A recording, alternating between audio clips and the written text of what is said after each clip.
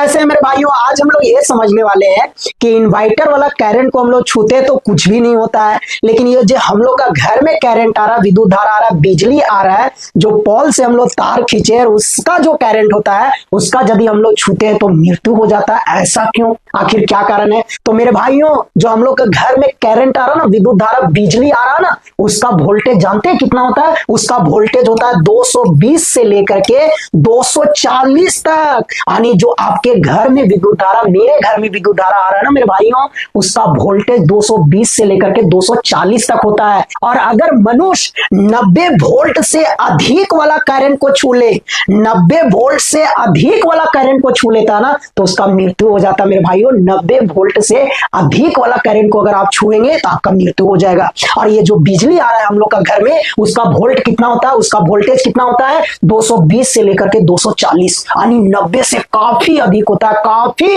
अधिक होता है। इसलिए जब हम लोग इस बिजली को छूते हैं तो मृत्यु हो जाता है। लेकिन इन्वर्टर में अधिकतम वोल्टेज कितना होता है? 12 वोल्ट। आप देखिएगा आपका घर में अगर इन्वर्टर लगा हुआ है ना, तो बैटरी में देखिएगा अधिकतम 12 वोल्ट ही लिखा रहेगा।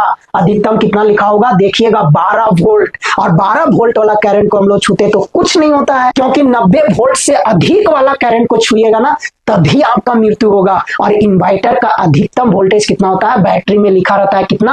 12 वोल्ट। कितना? 12 वोल्ट। इसलिए इन्वर्टर वाला करंट को हम लोग छूते तो कुछ भी नहीं होता है। लेकिन बहुत सारा बैटरी को जोड़ दिया जाए और सभी बैटरी का वोल्टेज को जोड़ने बाद अगर 90 से अधिक हो जा रहा है, 90 से अधिक हो जा रहा है, उसके बाद आप छुएगा ना तो आपको नुकसान होगा, हो सके आपका मृत्यु भी हो जाएगा। लेकिन एक बैटरी लगा हुआ है तो उसका वोल्टेज ज्यादा नहीं होता, अधिकतम 12 वोल्ट ही होता है। इसलिए हम लोग उसको छूते तो कुछ भी नहीं होता है। वीडियो को लाइक कीजिएगा, कमेंट कीजिएगा, दोस्तों भी जरूर से जरूर शेयर कीजिएगा। मिलते हैं नया वीडियो के साथ। Bye bye.